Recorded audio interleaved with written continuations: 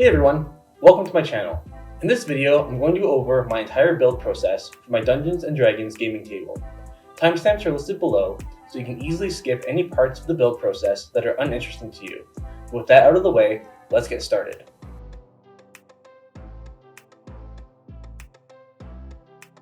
Before I get into the build itself, I wanted to go over what I've been using as a gaming table, because in a large way it inspired some key details that I wanted incorporated into my build. This actually started years ago with a setup that I used when I was living and playing D&D in China. That worked really well. We combined 4 folding tables, 2 6-foot tables side by side for the players to sit around, 1 4-foot table laying perpendicular at the end for the DM to put all of his stuff on, and 1 4-foot table on top of the 6-foot tables with the wet erase battle map. I loved this setup for several reasons. Firstly, because it uses folding tables, it's ultra portable and can be easily set up and taken down in minutes. This is a good solution if you're someone who's looking for a big gaming table, but for whatever reason can't have a permanent fixture. Secondly, there's so much space for players to fit comfortably around it. At one point, we had 8 players plus the DM and had enough space for everyone. And speaking of space, the DM has tons of space with the whole table to himself. But I think the biggest piece of inspiration that would carry from this setup to the build is the amount of space in the player part around the table, and separation from the battle map in the middle. As you can see in these photos, there's more than enough room around the edges for character sheets, books, dice, minis, drinks, food, and whatever else we wanted at the table. But I'll come back to that point later on in the design process.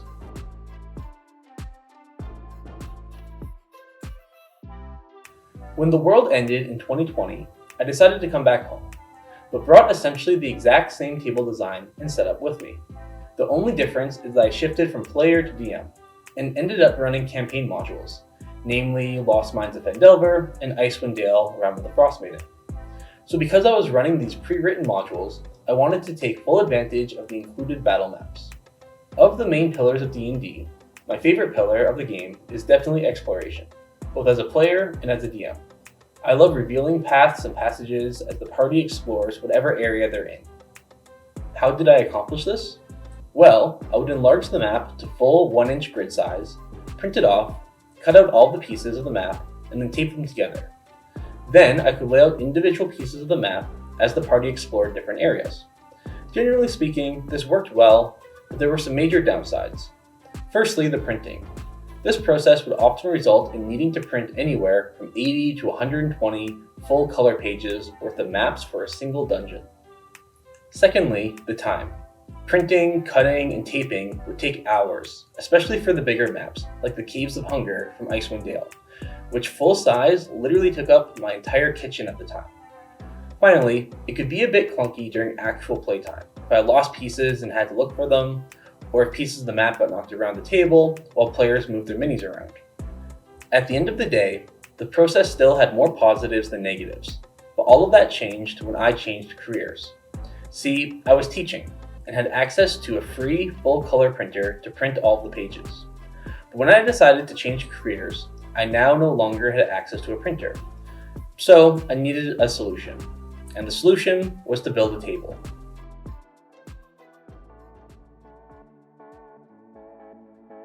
Well, the solution to the problem was actually to use a TV to display and reveal the maps, instead of paper. But I didn't want to simply build a TV box and put it on top of the existing folding tables. I've seen other tables that do this, and functionally, it works fine. But I feel like the sightlines are thrown off having the TV elevated like this, something that I would test later, and would turn out to be the case. I needed the TV nested into the table itself, so players could look down on the TV and have better sightlines. So my 2 main goals for this project essentially became number 1, rebuild what I currently have out of wood, and number 2, put a TV in it. Easy enough, right? This leads me to my first big tip. If you want to build your own custom gaming table, but you're also a big idiot like me who doesn't really know what he's doing, get inspired by what other people have already done, decide what you want to do in the table along with what you don't want. Once you've decided that, make your design with those factors in mind. I already decided that I needed to have a TV in my table, so consider what your needs are. Do you need a TV? If so, what size? What about a projector instead? or no visual display surface? If so, will your tabletop have felt on it? Or a whiteboard top with a grid? Something else entirely? There's no one answer when you're building a custom table. Just consider whatever your specific group's needs are. Along with the TV, the second thing my table needed was to have enough space around it for players to at least fit their character sheets and books. This meant that the player space needed to be at least 11 inches long. Again, looking at other tables for inspiration, some tables look like they have the space, and some tables clearly don't. In my mind, the most infamous gaming tables when it comes to this are the Wyrmwood tables. They are absolutely beautiful tables, and if you're using them for things like board games, then the rail they do have is completely appropriate. But I have no idea how players feel comfortable playing TTRPGs around these. Sure, they have magnetic attachments that help to mitigate this, but for my purpose, it's better to just have it built into the table itself. The third thing I wanted to incorporate was extra storage space for the players. Many of my players use spell cards, token sets, minis, and that's on top of the standard accessories, such as dice, rolling trays, character sheets, and reference books. So for this, I was inspired by Nerd Immersion's build that has shelving units all around the table. I loved the look of this, and definitely wanted to implement it in my table. But I knew I wouldn't be able to do the extra cubbies on the legs, because this leads me to my fourth and final point of inspiration for the table. The last thing I wanted for this design was to have the entire table sitting on a central base, instead of a traditional table with 4 legs. This idea came to me from my friend Russ, and I basically did it for the exact same reasons he lays out in his video. Even though the 6 spots around the table are clearly defined for players to sit at for D&D sessions, and I never really DM'd for more than 6 players, I wanted there to be space for more than 6 people so you could sit anywhere around the table. This would lead to more flexibility for using the table for playing games other than D&D. So those are all the aspects that I for sure wanted, but equally important is to consider the things that you don't want to design in your table. I saw lots of tables with built-in cup holders, dice trays, rolling towers. All that looked neat, but I didn't want to build it into my table. In my mind, it's a lot of extra work for cup holders, where drinks have never usually been an issue for us in the past, and dice trays that my players never use anyways.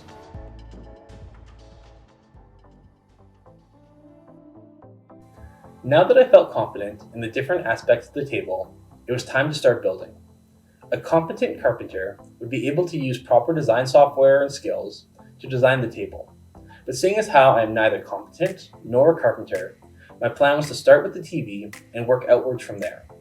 2 key factors are the TV and having it all supported on central base. So I decided to start with building the central base around the TV to get my measurements and design out from there. I was able to get a good Boxing Day deal on a 58-inch TV. But if you can't find a good deal at your local electronics dealer, try looking for a good deal on a used TV. One key aspect to consider is the size of the TV. Intuitively, one might think bigger is always better, because bigger TVs means bigger battle maps. And while this is technically true, remember that bigger TVs means that it's harder for players and dungeon masters to reach all areas of it.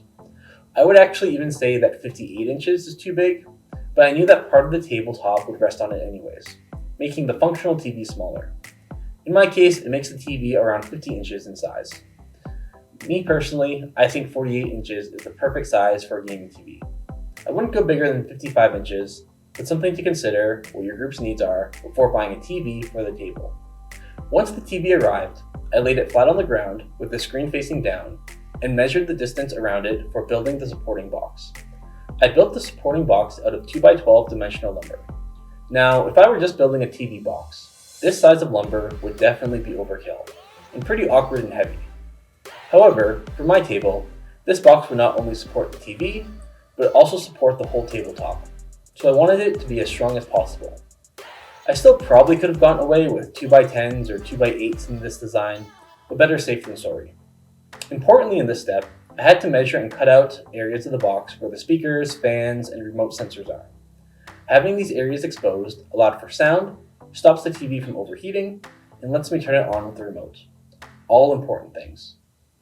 For the back supports, I basically just laid them onto the TV and then screwed them into place where they sit, cutting off an area for either a speaker or ventilation, not quite sure. This is also why I laid the TV flat on the ground, because the backs of all TVs have weird curves and bends to them. This guarantees when I flip it over, the TV will lay flat in the box. You'll notice that the back supports are more near the middle of the TV than the edges, and that was on purpose. The top of the TV curves up sharply, so I wouldn't get as strong of contact there as opposed to where that top piece sits, where the back of the TV flattens out a bit. And for the bottom piece, there's a whole line of speakers and ventilation that would have to be cut out. The more of these back supports that get cut out, the less support they will end up giving. And with that, the TV box is done. As anticipated, the TV sits flat into it, and I screwed a plexiglass sheet on top of the TV. This is optional, especially considering how expensive plexiglass can be, but I recommend it. It helps to stop the TV from getting scratched, it's easy to clean, and can write on it with dry erase markers, if so desired. With how the supports are placed, there's tons of space to run the power and HDMI cables out the back too, and it works. I actually ran a couple of D&D sessions with this setup to test it out a bit, and it worked really well. Of course, as expected, the sightlines are not good with the box sitting this high up, and players often had to stand up to see what was displayed on the TV. Part of this has to do with the fact that I used 12-inch dimensional lumber, and had I used 8-inch or even 6-inch dimensional lumber instead, it wouldn't have been as big of an issue. But it will still be resolved once the table is completely done.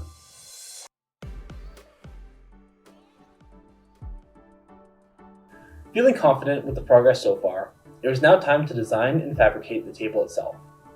First, the center box would sit on fence posting to elevate it off the ground. I chose fence posting because I knew it would be more than strong enough to support the entire weight of the table, and the square nature of them makes them easy to design around and screw into.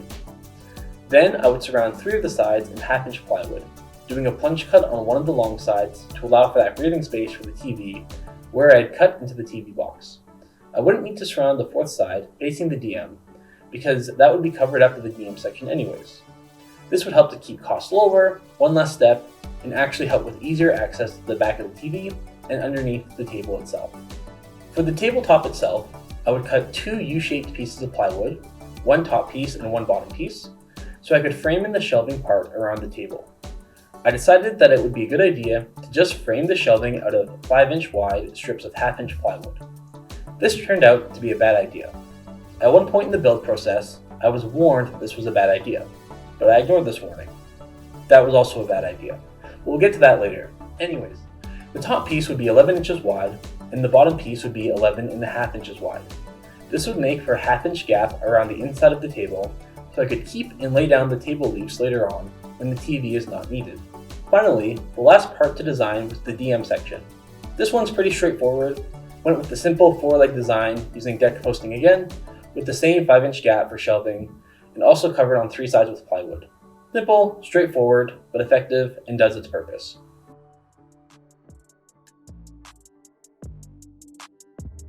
Now for fabricating the plywood pieces. At this point, I would definitely need help. As I live in an apartment, I was able to build the TV box well enough, but running a table saw is another thing entirely. I knew I would be using 4-foot by 8-foot pieces of plywood, and figured that I would need an actual shop-sized table saw. This actually turned out to be big table saw propaganda, as according to DeWalt, the job site table saw is actually big enough to cut 4-foot by 8-foot pieces of plywood, and only $450. So if you're not lucky enough to have a friend and access to a wood shop like me, that's always a viable option. Or for an even cheaper option, if you're confident in your cutting abilities, you could use a circular saw with the plywood pieces supported on table horses for around $200. But I digress. Along with access to a proper wood shop, my friend also has a truck to help transport the plywood. And he's an actual professional who I could bounce my ideas off of for advice and tips. The plan? Grab the sheets of plywood, bring them to the shop, and fabricate all the pieces. Then drive them back to my place where I could assemble them kind of like IKEA furniture. Good plan, so along with my design measurements, I also wanted to go in knowing exactly what to cut on each piece of plywood. This would make sure I bought exactly enough pieces and didn't end up cutting myself into a corner or end up with too much waste and scraps. So each piece I needed for the table, I mapped out onto a hypothetical sheet of 4-foot by 8-foot plywood, allowing me to know exactly what to cut on each piece on the day of the build. This step would be pretty unnecessary if I was cutting and assembling as I went, but in this case, I would be doing all of the cuts and then all of the assembly, so there was no margin for error. Measurements had to be within the millimeter, and I couldn't afford any major mistakes or oversights, because once I had my pieces cut, that was kind of what I was left with, no matter what. So along with checking all my measurements over several times, I also went over my design plans with my expert friend the night before fabrication. The first piece of advice my friend gave me was to frame out the tabletop with 2x4 pieces, so I'd have something to screw the top piece onto. I told him that wasn't necessary because I could screw into the 1/2-inch plywood pieces, framing the whole top. This turned out to be a horrible mistake that I would have to fix later on, which leads me to my next tip. If you have no idea what you're doing, and you get a competent professional to help you on your project, you should probably actually listen to the help that the competent professional is giving you. The second piece of advice he would give me, I did listen to, but it led to an oversight. I designed the table out of 1/2-inch plywood because it made the measurement easier. He suggested that I make the top of the table out of 3/4-inch plywood because those thicker and nicer pieces will make for a better overall finished product. I'm really glad I listened to him about this because he was completely correct, and the 3/4-inch top piece ended up being significantly nicer than it would have been had I stayed with my initial plan of a 1/2-inch top. But here's the oversight. Now I would be buying 4 pieces of 1/2-inch plywood and 1 piece of 3/4-inch plywood. And here's my cutting plan for each sheet of plywood. Do you see the oversight? For no reason in particular, I had the DM tabletop section on the piece of 1/2-inch plywood, and now one of the sides of the DM table is going to be 3/4-inch thick. So one side of the table is going to end up being a bit thicker than all the other sides, and the top of the DM section of the table is going to be a 1/4-inch thinner than the top of the player side of the table. There's no design reason why I couldn't have just swapped these cuts around and ended up with a 3/4-inch thick top on the DM table and the proper thickness for the pieces all around the table. No design reason at all for this, just a complete oversight that I never really realized until assembly. Now, it didn't completely ruin the finished table or anything, but just a reminder to be as diligent in your planning process as possible. And if you make any last minute changes, make sure to consider the impact on the whole project.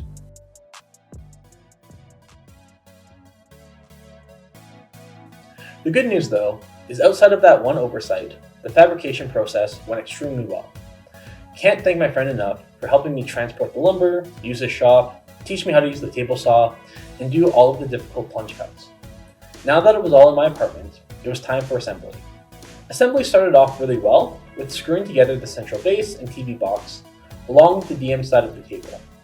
At this point, I realized another oversight in my design process, although more of a minor one, and that's the grain pattern. I didn't consider the direction of the grain patterns in my cuts, so as you can see, it goes in different directions. It's not the end of the world, because it's just a bit of an aesthetic thing, and it becomes less noticeable when I put the wood stain on. But if I were to do this again, it's something I would consider in the design process, in determining the cuts on each sheet of plywood, making sure the grain is all going in the same direction. Speaking of wood stain, it's about this part in the assembly process where my progress hit a brick wall, because I decided to stain the table while assembling it. I absolutely do not recommend using an oil-based wood stain in a confined apartment like I did. Why did I do it? Well, I was going to stain it at my sister's house, but then I was going to get a friend to paint the table, but then that didn't really pan out. So I ended up with all the pieces at my apartment and no easy way to transport them anywhere. The good news is I found a wood stain that goes on in one coat, so that reduced the total stain and drying time. I also found a black stain that matches the other furniture and shelves in my room really well. The bad news is I did this during a cold snap, so I actually couldn't open my windows to air out my apartment. Luckily, I found a simple solution that actually worked to remove the fumes from the wood stain, and that's baking soda and vinegar. I laid out several plates of baking soda and opened several boxes, along with laying out bowls of vinegar, and within a day, all the fumes had disappeared. Just to confirm that this actually worked and I hadn't gone nose blind, I invited my friend over to test, and she said that she couldn't smell anything. So don't do what I do, but if you do, there's a solution. From this point forward, it was just a bit of a slow process of assembling, gluing, staining, waiting for everything to dry, and going again. Even though the fumes were dealt with, I wanted to give the stain a good 3 days to cure before manipulating them too much or applying a clear coat. Got the shelving parts glued into place and stained, and finally stained the top piece. While waiting for all that to dry, I decided to work on the LED strip for the table. Initially, I wasn't going to put LEDs into the table, but I was inspired by this build from I Like to Make Stuff, where he uses the LEDs to select players around the table during combat. I don't like LEDs for the sake of LEDs, but I absolutely love this concept and stole this idea, along with the code. Once the LED strip and an Elegoo Uno arrived, I wired it all up and decided to test it and take some photos. Now for the second major oversight in this project. Do you see it? Things were working fine, then suddenly I pressed a button and it turned off. Was there an error in the code? Another button, nothing. And another, still nothing. Then I noticed the lights on the Elegoo also weren't on. Then smoke started to come out of the Elegoo. Of course, this genius put the unshielded Elegoo directly onto carpet and it shorted out and destroyed itself. In a panic, I threw it into the snow outside and ordered an Arduino, vowing never to make that mistake ever again. Then I noticed the Arduino does have a clear back on it, so I guess back onto the carpet you go. Enough of that, back to the table. By this point, the oil stain had cured enough to put on the protective urethane coating. To cut down on fumes this time, I decided to go with a water-based spar urethane for the tabletop and shelving parts, and then just use spray can shellac on the sides. Now just to give all that some time to dry and cure before gluing the pieces together, as I didn't want the pressure from the clamps to ruin the finish. My original plan in the design phase was to screw down directly into the 1/2-inch plywood that framed out the shelves to keep the top piece on. I realized though that I couldn't consistently and accurately screw down to hit the middle of these pieces, and I didn't want to end up ruining the supports by having the screws break out the sides of the shelf. Did my friend warn me about not being able to do this? Yes. Did I listen to him? No. So my idea was to use wood glue to keep it together, instead of screws. But as I was waiting for the urethane to cure, I couldn't help but focus on the arc in the table. I knew this would happen as a result of just relying on a center base without the typical 4 legs, and I thought I could mitigate this by having part of the table rest on the TV itself and not have the full 11 inches overhanging from the box. Even though there's only 7 inches hanging off the edge, and it did mitigate the problem a bit, there's still more of a bend than I'd like to see. I didn't have much faith in my gluing abilities, and the glue to hold the pieces together to remove the bend without it just falling apart on me. But screwing down the top wasn't an option, right? Well, had I listened to my friend in the first place, and framed it out with 2x4 pieces, I could screw the top piece down into that. Of course, I didn't listen to his advice, so at this point I had to hack in a fix myself. I grabbed a scrap piece of 2x12 that I had laying around from when I built the TV box weeks ago, and cut out 4 chunks of wood that were roughly 4.5 inches long, then put one in each corner of the table. I glued and screwed from the bottom to keep them in place, then when I was ready to glue the top piece on, I lined everything up, screwed in the 4 corners into the makeshift framing posts, then clamped along the other edge to ensure a tight fit in line. At this point, the table was almost completely done. While I was waiting for the glue to set, I installed the aluminum channels for the LED light strips, screwed some holes in the tops and sides to run power and HDMI cables, and ironed on the edge banding.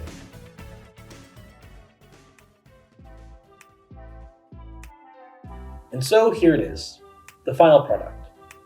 Or at least final for now. The nice thing about custom projects is you can always keep working on them later as needs arise.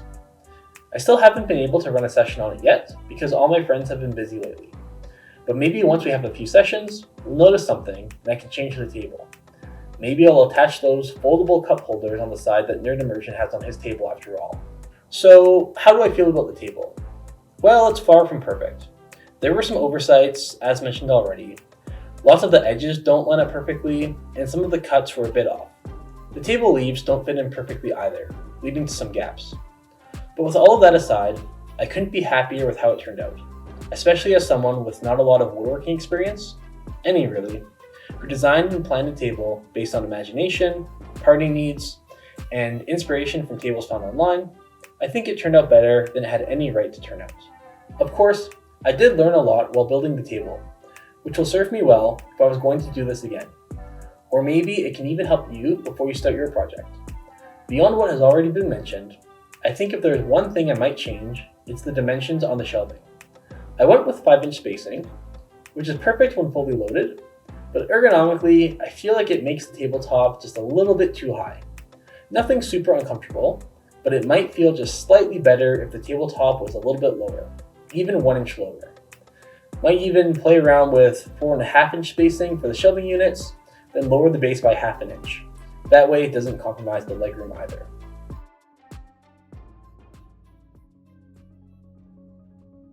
You know, upon reflection, I wasn't entirely honest at the start of this video. Sure, I didn't actually build the table until I was in a situation where I had no access to a printer, but that's not when I first thought about building the custom gaming table. In reality, I wanted to do this for years. And the exploration aspect of TTRPGs is fun, but it's not my favorite part of the game.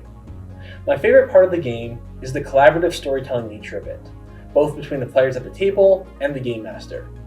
And I think the connection between these 2 points is no mere coincidence. There's something so primal and deeply ingrained in human nature about the importance and significance of humans in all societies and cultures throughout history, getting together and telling stories.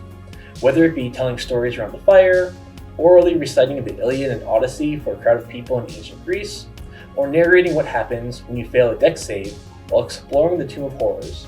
These stories simultaneously help to shape and are shaped by who we are, how we see the world, and how we see the world that we want to live in.